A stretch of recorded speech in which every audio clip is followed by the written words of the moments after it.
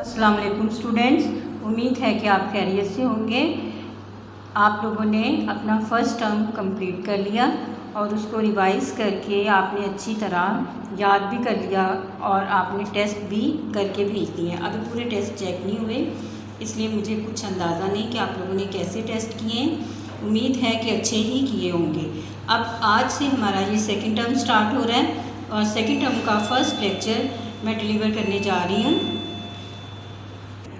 First term के पहले lecture में हम पढ़ेंगे हदीस नंबर 14।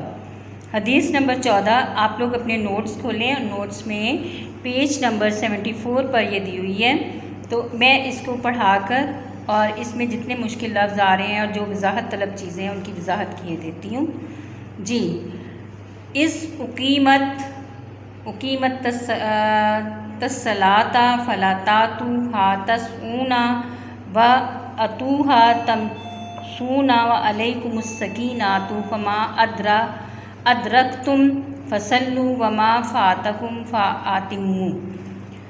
जब नमाज खड़ी हो जाए तो इसके लिए दौड़ते हुए ना आओ, बल्कि इत्मीनान और वक़ार से चलते हुए आओ। जो नमाज तुम पालो इसे अदा कर लो और जो तुमसे रह जाए इसे पूरा कर लो। जी बच्चों, अब इसकी तशरीह देखिए। तशरीह करने से एक्सप्लेन हो जाएगा कि इससे क्या मुराद है कि जो नमाज तुम पालो इसे अदा कर लो, जो तुमसे रह जाए इसे पूरा कर लो।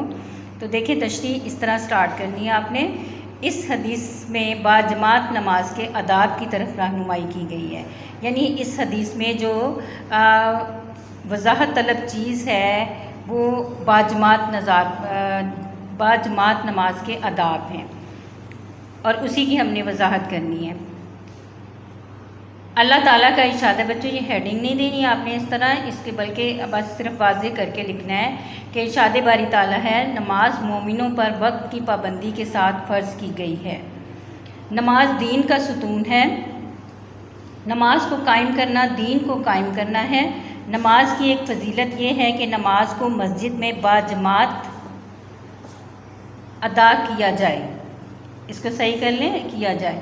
हज़रत अबू हुरैरा रज़ियल्लाहु ताला अन्हु के मुताबिक हुज़ूर सल्लल्लाहु अलैहि वसल्लम ने बाजमात नमाज पढ़ने को अकेले नमाज पढ़ने से 27 दर्जे अफजल करार दिया है।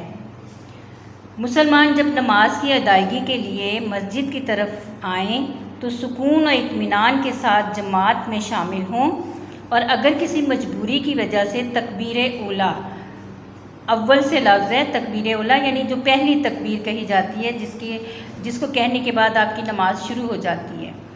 तो अल्लाह अकबर कह के नमाज शुरू करते हैं ना नियत के बाद, तो उसको कहते हैं तकबीर ओला। तकबीर ओला से रह जाए तो या मस्जिद में ताख़ीर यानी देर से पहुँचे और नमाज अदा हो रही हो तो भागते दौड़ते जमात में शामिल होने की कोशिश नहीं करनी चाहिए, बल्कि हर मुमकिन वक़ार और मतानत भी होता है संजीदगी का ख्याल रखना चाहिए। सलीका ये है, सलीका होता है बड़ी शाइस्तगी से अच्छे तरीके से कोई काम करना, तो उसको सलीका कहा जाएगा। सलीका ये है कि शाइस्तगी के साथ चलकर आराम से जमात में शामिल हो जाएं। जितनी रकअतें जमात के साथ नसीब हो जाएं उनको जमात के साथ पूरा कर लें, लेकिन भागते दौड़ते इसलिए जाना कि जल्दी से जमात में शरीक हो जाएं और कोई रकअत छूट ना जाए, नाशाइस्ता अमल है। यानी एक नाशाइस्ता अमल है और अल्लाह ताला को नापसंद है और मस्जिद के आदाब और वक़ार के ख़िलाफ़ है, क्योंकि भागने से जो आवाज़ पैदा होगी इससे इमाम और नमाजियों के इत्मीनान में खलल पैदा होगा, यानी उनका सुकून जो है वो डिस्टर्ब हो जाएगा और काफिरों को मुसलमानों पर हंसने का मौका मिलेगा। इसलिए मुसलमानों को चाहिए कि अज़ान की आवाज़ के साथ ही मस्जिद में पहुंचने की तैयारी कर लें। हुज़ूर सल्लल्लाहु अलैहि वसल्लम ने हज़रत अली रज़ियल्लाहु ताला अन्हु से फरमाया, अगर तुम्हारे सामने खाना रखा हो और नमाज की आवाज़ सुनाई दे तो पहले खाना खा लो और फिर मस्जिद का रुख करो। यानी बच्चों, इससे तो आपकी समझ आ गया होगा कि खाना सामने रखा हुआ, तो अगर आप उसे छोड़कर नमाज की तरफ जाओगे और ये सोच कर जाओगे कि जल्दी से नमाज़ पढ़ लूँ और उसके बाद आके खाना खा लूँगा, تو اس سے یہ ہوتا ہے کہ آپ دوران نماز آپ کا دھیان جو ہے وہ کھانے کی طرف رہتا ہے. تو اس لیے حضور صلی اللہ علیہ وآلہ وسلم نے حضرت علی رضی اللہ تعالیٰ عنہ سے فرمایا اگر تمہارے سامنے کھانا رکھا ہو اور نماز کی آواز سنائی دے، نماز کی نہیں یہاں آئے گا، اذان کی آواز سنائی دے. ٹھیک ہے بچوں، یہ صحیح کر لیں. اور اذان کی آواز سنائی دے تو پہلے کھانا کھا لو پھر مسجد کا رخ کرو. آپ صلی اللہ علیہ وآلہ وسلم کا ارشاد ہے جب نماز کھڑی ہو جائے تو اس کے لیے وقار سے چلتے ہوئے آؤ. اگر تم نے ایک رکعت یا اس کا کچھ حصہ بھی پا لیا تو گویا تم نے جماعت کی نماز پا لی. یعنی جہاں سے آپ پہنچے ہو اور ایک رکعت ہو چکی ہے اور ایک رکعت رہ گئی ہے تو آپ نے وہیں سے امام کے ساتھ مل جانا ہے اور اپنی نماز پوری کرنی ہے امام کے ساتھ. لیکن جو رکعت رہ گئی ہے اسے بعد میں پورا کر لیں. نبی کریم صلی اللہ علیہ وآلہ وسلم سے پوچھا گیا کہ اللہ کو سب سے زیادہ کون سا عمل پسند ہے؟ فرمایا وقت پر نماز ادا کرنا. اس لیے ہمیں عبادت پورے خشوع و خضوع کے ساتھ ادا کرنی چاہیے. خشوع اور خضوع یعنی پوری لگن، توجہ اور یکسوئی کے ساتھ. ٹھیک ہے بچوں، یہ سمجھ آ گئی. اس کی تشریح دیکھیں مناسب سی دی ہوئی ہے تو آپ نے اس کا ترجمہ بہت اچھی طرح یاد کرنا ہے اور اس کی تشریح بھی یاد کرنی ہے. اب نیکسٹ دیکھیں، حدیث نمبر 15 ہے. حدیث نمبر 15 ہے من صیام رمضان وقامہ ایمانا و احتسابا غفر لہ ما تقدم من ذنبہ. جس نے ایمان اور اجر کی نیت سے رمضان کے روزے رکھے اور اس کی راتوں میں قیام کیا اس کے پہلے گناہ معاف کر دیے گئے. ٹھیک ہے بچوں، عربی میں روزے کے لیے صوم کا لفظ استعمال ہوا ہے. صوم کے معنی کیا ہے؟ جس کے معنی ہے رکنا یا باز رہنا.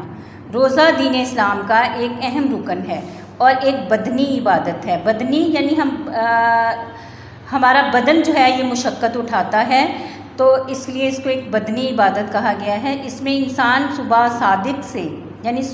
صادق سے غروب آفتاب تک کھانے پینے اور جنسی ملاپ سے رکا رہتا ہے اور حلال چیزوں کو بھی کھانے سے پرہیز کرتا ہے. اس سے انسان کے اندر صبر، تقوی، دینی مزاج پیدا ہوتا ہے اور غریبوں کے لیے ہمدردی کے جذبات پیدا ہوتے ہیں. روزہ ہر عاقل، بالغ، عاقل یعنی عقل رکھنے والا، سمجھدار، بالغ یعنی جو 18 سال تک کا ہو اور یا جس کو سمجھ بوجھ آ گئی ہو پوری طرح سے اس کو بالغ کہیں گے. لڑکیاں جلدی بالغ ہو جاتی ہیں، اس لیے یہاں پر کوئی میں ایج کا نہیں بتاؤں گی، لیکن اکثر 18 سال 16 سال سے کہا جاتا ہے. اور تندرست ہو اور مسلمان مرد و عورت ہو تو اس پر فرض ہے. اس ماہ کو یعنی اس مہینے کو نیکیوں کی فصل بہار قرار دیا گیا ہے. بچوں فصل کہتے ہیں موسم کو، بہار یعنی بہار کا موسم قرار دیا گیا ہے. یعنی اس مہینے میں نیکیاں کمانے کے لیے ایک بڑا اچھا، جیسا موسموں میں سے بہار کا موسم جو ہے وہ سب سے زیادہ پسندیدہ اور اچھا ہوتا ہے. اسی طرح سارے مہینوں میں سے جو رمضان کا مہینہ ہے وہ سب سے زیادہ اعمال کے لحاظ سے یعنی اس میں ہمارے ہر عمل کا ثواب بھی کئی گنا بڑھ جاتا ہے. تو اس ماہ کو نیکیوں کی فصل بہار قرار دیا گیا ہے کیونکہ اس میں ایک خاص ماحول بن جاتا ہے کہ تمام مسلمان جو ہیں ماہ رمضان کی اور روزوں کی تیاریاں کرتے ہیں. افطاری اور سحری کے لیے خاص اہتمام کیا جاتا ہے، عبادات کا اہتمام ہوتا ہے، نماز تراویح کا اہتمام ہوتا ہے، اس لیے اس کو فصل بہار قرار دیا گیا ہے. اللہ تعالیٰ کا فرمان ہے الصوم لی وانا اجری بہ، روزہ میرے لیے ہے اور میں ہی اس کا اجر دوں گا. باقی عبادات میں نمود و نمائش ہو سکتی ہے، یعنی آپ اس میں جس طرح آپ کے دکھاوا ہو سکتا ہے، شیخی بکھار سکتے ہو کہ دیکھو میں نماز پڑھ رہا ہوں، میں یہ عبادت کر رہا ہوں، لیکن روزہ دار کی حالت کو سوائے خدا کے اور کوئی نہیں جانتا. حضور صلی اللہ علیہ وآلہ وسلم نے 29 شعبان کو رمضان کے فضائل پر خطبہ دیتے ہوئے فرمایا اے لوگو تم پر ایک بزرگ مہینہ، بزرگ کا معنی ہے کہ بڑا اچھا اور نیکیوں والا مہینہ جو ہے وہ سایہ کرنے والا ہے، محترم قابل احترام مہینہ سایہ کرنے والا ہے یعنی آنے والا ہے. اور اس کے روزوں کو اللہ نے تم پر فرض کیا ہے اور اس کی راتوں کا قیام تمہارے لیے نفل ہے. قرآن پاک میں ہے یا ایھا الذین آمنوا कुतिबा अलैकुमुस्सियाम कमा कुतिबा अलल्लज़ीना मिन क़ब्लिकुम लअल्लकुम तत्तकून। ए ईमान वालो, तुम पर रोज़े फ़र्ज़ किए गए हैं जिस तरह इन लोगों पर फ़र्ज़ किए गए जो तुमसे पहले थे, ताकि तुम परहेज़गार बन जाओ। ये सूरह बकरा की आयत नंबर 183 है। ठीक है बच्चों, रोज़ा रखने वाले मर्द और रोज़ा रखने वाली औरतें, इनके लिए मग़फ़रत और अजर अज़ीम है। ये सूरह अहज़ाब की आयत नंबर 35 में फ़रमाया गया है। इरशादात रसूल यानी हुज़ूर सल्लल्लाहु अलैहि वसल्लम के फरमुदात, आप सल्लल्लाहु अलैहि वसल्लम ने फ़रमाया, रोज़ा गुनाहों से बचाने वाली ढाल है। फिर फरमाया हर शय की ज़कात है और बदन की ज़कात रोज़ा है। फिर फरमाया रमज़ान अल्लाह का महीना है। जब तुम रोज़ा रखो तो लाजिम है कि अपनी रोज़ा रखो कर लेना इसको, तो लाजिम है कि अपनी आँखों, कानों, ज़ुबान, हाथों और सारे अज़ाए जिस्म को खुदा की नापसंदीदा बातों से रोके रखो। इसलिए अब जो कोई ईमान के तकाज़ों की तकमील में यानी मुकम्मल करने में और बारगाही इलाही से सवाब की उम्मीद के साथ रोज़े रखे और इसकी रातों में अपने रब के हुजूर क़याम करे यानी नमाज तरावी वगैरह अदा करे, तो इसके पिछले गुनाह माफ़ कर दिए जाएंगे। जी बच्चों, ठीक है, आप लोगों को ये मैंने समझा दिया, इसको अच्छी तरह याद कर लेना। इसकी भी तशरीह बड़ी अच्छी और मुनासिब दी गई है। अब इसके बाद देखें, इसमें अहादीस 11 ta 15 की मारूज़ी दी हुई है, लेकिन आप लोगों के सेकंड टर्म के सिलेबस में 14 ta 17 तक की अहादीस हैं। तो ये जो हदीस नंबर 14 है, इसके जो MCQs हैं वो यहाँ से स्टार्ट हो रहे हैं 19 MCQs से स्टार्ट हो रहे हैं, और ये सारे 19 MCQs से लेकर एंड तक ये सारे शामिल हैं। इसी तरह मुख्तसर सवालात के जवाबात हैं, यानी दर्जन सवालात के मुख्तसर जवाबात। तो इसमें भी ये आपकी शुरू की हदीस 11 ta 13 तक के MCQs हैं, ये सवालात के जवाबात हैं। और इसके बाद ये लास्ट में जो आपके सवाल नंबर 16 है, यहाँ से आपका 14 हदीस नंबर 14 के मुख्तसर जवाबात स्टार्ट होते हैं, और इसके बाद ये 17-18।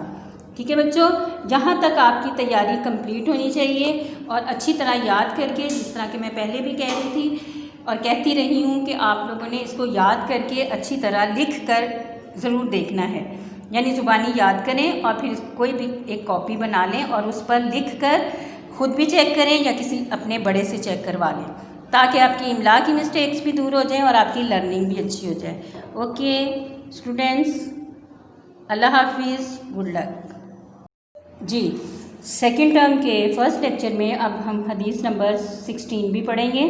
तो हदीस नंबर 16 है, लिस्साइमा फ़रहतानी, फ़रहतु इंदा इफ्तारिही व फ़रहतु इंदा लिकाई रब्बिही। रोज़ादार के लिए 2 खुशियाँ हैं, एक खुशी इसके इफ्तार के वक्त और एक खुशी अपने रब से मुलाकात के वक्त। जी, अब इसकी तशरीह स्टार्ट करते हैं। रोज़ा बज़ाहिर एक मुशक्क़त वाली इबादत है, यानी इसमें एक मेहनत होती है। आप लोग बहुत सख्त मुशक्क़त उठाते हो, तकलीफ़ उठाते हो, तो फिर रोज़ा मुकम्मल होता है। और रोज़ा हर मुसलमान पर फ़र्ज़ है। मुसलमान रोज़ा सिर्फ़ खुदाए बुज़ुर्ग व बरतर को खुश करने के लिए रखता है। अपने मकसद और नतीजे के एतबार से ये दुनिया में मूजबे राहत और आखिरत में बाइसे रहमत है। रोज़ादार तमाम दिन अपने आप को भूखा और प्यासा रखता है और अपने रब के हुक्म की तामील में ना कुछ खाता है ना पीता है, मगर जब अफ्तारी का वक्त आता है और रोज़ादार अल्लाह की पाक नेमतों से रोज़ा अफ्तार करता है, तो वो अपने फ़र्ज़ की अदायगी पर एक अजीब फ़रहत यानी खुशी और राहत यानी खुशी और सुकून महसूस करता है, क्योंकि इस वक्त अल्लाह की ख़ास रहमतें नाजिल हो रही होती हैं। रोज़ा से इंसान हर किस्म की ख्वाहिशात पर काबू पाना सीख लेता है और इसकी सेहत भी ठीक रहती है। रोज़े की सहरी और अफ्तारी की बहुत फजीलत है। हुज़ूर सल्लल्लाहु अलैहि वसल्लम ने सहरी के वक्त खाना खाने को लाजिम करार दिया है, यानी ये नहीं करना कि आपने कि सहरी का खाना खाए बगैर रोज़ा रख लें, बल्कि सहरी खाना सुन्नत है اور اس کو لازم قرار دیا گیا ہے۔ حضور صلی اللہ علیہ وسلم نے فرمایا کہ سحری ضرور کرو۔ اسی طرح افطاری کے وقت بلا وجہ تاخیر کرنے سے روزہ مکروہ ہو جاتا ہے۔ مکروہ ہونا ہوتا ہے بگڑ جانا، کوئی صورت خراب ہو جانا، تو روزے کی جو فضیلت ہے، روزے کا جو ثواب ہے، اس میں خرابی پیدا ہو جاتی ہے، یعنی اس کی صورت بگڑ جاتی ہے، تو اس لیے بلا وجہ تاخیر نہیں کرنی چاہیے۔ روزہ تاخیر کا مطلب دیر۔ روزہ اللہ اور روزہ دار کے درمیان براہ راست معاملہ ہے، اس لیے خالق کائنات کو اپنے بندوں کی یہ عبادت بہت عزیز ہے۔ احادیث نبوی صلی اللہ علیہ وسلم کی روشنی میں زکوٰۃ کی روزے کی اہمیت کچھ اس طرح بتائی گئی ہے۔ ہیڈنگ نہیں بنانی، آپ نے اس طرح پرومیننٹ کر کے بس لکھنا ہے۔ اہمیت اس طرح بتائی گئی ہے۔ نمبر 1، روزہ دار کے منہ کی بو اللہ کو مشک سے زیادہ عزیز ہے۔ مشک ایک بہت اچھی خوشبو ہوتی ہے، تو اللہ تعالیٰ فرما رہا ہے کہ روزہ دار کے منہ کی بو جو ہے وہ اللہ تعالیٰ کو مشک سے زیادہ پسند ہے۔ افطار کے وقت روزہ افطار کرنے والے کی طرف سے اللہ 70 مرتبہ نظر رحمت فرماتا ہے، یعنی جو روزہ دار ہے وہ جب روزہ افطار کرتا ہے تو اللہ تعالیٰ 70 مرتبہ اس پر رحمت نازل کرتا ہے۔ جس شخص نے رمضان کی آمد پر خوشی منائی، اللہ تعالیٰ اسے اگلے رمضان تک کسی غم سے دوچار نہ ہونے دے گا۔ جنت کے 8 دروازے ہیں، جن میں سے ایک کا نام باب الریان ہے۔ اس میں سے صرف روزہ دار ہی جنت میں داخل ہوں گے۔ ٹھیک ہے بچوں، اب نیکسٹ ہے 3 آدمیوں کی دعا رد نہیں ہوتی، روزہ دار کی افطار کے وقت، عادل بادشاہ کی اور مظلوم کی۔ روزہ دار افطار کے وقت اللہ سے جو دعا کرتا ہے اللہ اس کو قبول کرتا ہے، اور یہ بات روزہ دار کی خوشی کا باعث بنتی ہے۔ اور دوسری خوشی وہ ہوگی جو اللہ تعالیٰ سے ملاقات کے وقت اسے حاصل ہوگی، اور اس دیدار کی لذت جنت کی ہر نعمت سے زیادہ پر لطف ہوگی۔ یعنی روزہ دار آخرت میں جب اپنے رب کا دیدار کرے گا تو اس وقت اس کی خوشی کی کوئی حد نہ ہوگی۔ جی بچوں، یہ بھی بڑا اچھا ایکسپلین ہو گیا۔ بس آپ نے یہ کرنا ہے کہ جہاں پر ہے کہ روزہ ہر مسلمان پر فرض ہے، تو یہاں پر یہ آیت کا اضافہ کر لیجئے گا جو پچھلی حدیث میں بیان ہوئی ہے، وَأَقِیمُوا الصَّلَاةَ یا ایھا الذین آمنوا کتب علیکم الصیام کما کتب، والی آیت پیچھے پڑھی ہے نا آپ نے حدیث نمبر 15 میں، وہ اس کو یہاں پر ایڈ کر لیں تو یہ تشریح اور زیادہ خوبصورت اور اچھی ہو جائے گی۔ ٹھیک ہے بچوں، اب اس کے بعد نیکسٹ اگلی حدیث دیکھیں، حدیث نمبر 17، من حج البیت فقد مناسکۃ وسالم المسلمون من لسانہ ویدہ غفر لہ ما تقدم من ذنبہ۔ جس نے بیت اللہ کا حج اور اس کے مناسک ہوتے ہیں، جو بھی وہاں پہ آپ طریقے اپناتے ہو حج کے لیے، جو حج کے ارکان ہیں وہ پورے کرتے ہو، تو اس کو کہا گیا مناسک پورے ادا کیے اور مسلمان اس کی زبان اور اس کے ہاتھ سے محفوظ رہے تو اس کے پہلے گناہ معاف کر دیے گئے۔ اب اس کی تشریح اس طرح سٹارٹ کریں گے۔ حج ارکان اسلام کا ایک اہم اور 5واں رکن ہے۔ بچوں یہ غلط لکھا ہوا ہے، اس کی کریکشن کر لیں، 5واں رکن ہے، اور ہر عاقل و بالغ صاحب استطاعت یعنی جو اس کی طاقت رکھتا ہے، اور مرد و عورت مسلمان پر زندگی میں ایک بار فرض ہے۔ حج کے سلسلے میں مکہ میں دنیا بھر کے مسلمانوں کا عظیم الشان اجتماع ہوتا ہے، یعنی ایک بہت بڑا اجتماع ہوتا ہے جس میں ساری دنیا کے مسلمان، مختلف ممالک سے آئے ہوئے، دنیا کے کونے کونے سے آئے ہوئے مسلمان جمع ہوتے ہیں۔ حج کے لغوی معنی اور اصطلاحی معنی، یہ بچوں ہیڈنگ نہیں دینی آپ نے، بس اس طرح لکھنا ہے کہ حج کے لغوی معنی زیارت کا ارادہ کرنے کے ہیں۔ اسلامی اصطلاح میں حج سے مراد بیت اللہ کی زیارت مخصوص ایام 8 ذی الحج سے 12 ذی الحج تک کرنے کو کہتے ہیں۔ اس موقع پر صبر و تحمل، عفو و درگزر، ایثار سے کام لینا چاہیے۔ اسے نہ تو خود اپنی زبان سے، اس لیے نہ تو خود اپنی زبان سے اور نہ ہی اپنے ہاتھ سے دوسروں کو تکلیف دینی چاہیے۔ ارشاد باری تعالیٰ ہے، جو شخص حج کے ارادے سے نکلے وہ نہ تو کوئی بیہودہ بات کہے اور نہ ہی اللہ کی نافرمانی کرے اور نہ کسی سے جھگڑا کرے۔ احرام کی حالت میں جانوروں کا شکار کرنے سے بھی منع کیا گیا ہے، اور اگر کوئی شخص اس دوران شکار کرے گا تو وہ اس کے لیے حرام ہوگا، یعنی اس کا حج بھی خراب ہو گیا اور وہ جانور بھی اس پر حرام ہو گیا۔ قرآن پاک میں ارشاد ہوتا ہے لوگوں پر یہ اللہ تعالیٰ کا حق ہے کہ جو اس گھر تک پہنچنے کی طاقت رکھتا ہو وہ اس کے گھر کا حج کرے۔ سورہ آل عمران کی یہ آیت ہے۔ اور وہ لوگ جو اس قدیم گھر بیت اللہ کا طواف کریں، حج جائز کمائی سے کیا جائے، اس میں نمود و نمائش کا کوئی پہلو نہ ہو۔ یہ سورہ حج میں کہا گیا ہے کہ لوگ اس قدیم گھر یعنی بیت اللہ کا طواف کریں اور حج جائز کمائی سے کرنا چاہیے۔ ناجائز کمائی سے کیا ہوا حج قبول بھی نہیں ہوتا اور اس کا کوئی ثواب نہیں ملتا۔ حج کے دوران اپنے ساتھیوں کا خیال رکھا جائے اور اللہ تعالیٰ کے کسی حکم کی نافرمانی نہ کی جائے، کیونکہ ایسا حج کرنے کے بعد انسان گناہوں سے پاک صاف ہو جاتا ہے۔ حضور صلی اللہ علیہ وآلہ وسلم کے مختلف ارشادات ہیں حج کے بارے میں۔ آپ صلی اللہ علیہ وآلہ وسلم نے فرمایا، نمبر 1، جو کوئی اللہ تعالیٰ کے حکم کی تعمیل میں حج کرے اور دوران حج فسق و فجور سے باز رہے، فساد برپا کرنے اور جنگ و جدل لڑائی جھگڑے سے باز رہے، وہ گناہوں سے اس طرح پاک صاف ہو کر لوٹتا ہے گویا ابھی ماں کے پیٹ سے پیدا ہوا ہو۔ پھر فرمایا مقبول حج کا بدلہ سوائے جنت کے کچھ نہیں۔ پھر فرمایا حج اور عمرہ کرنے والے اللہ کے مہمان ہیں، اگر اس سے دعا کریں تو وہ قبول کرے گا اور اگر اس سے بخشش مانگیں گے تو انہیں بخش دے گا۔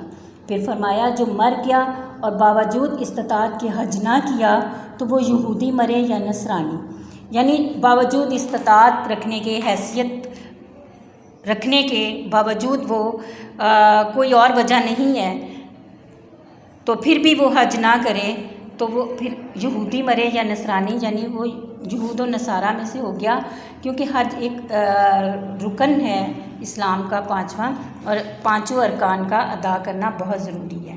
جی بچوں، اچھی طرح یاد کر کے لکھ کر پریکٹس کیجیے گا۔ اوکے، اللہ حافظ، گڈ لک۔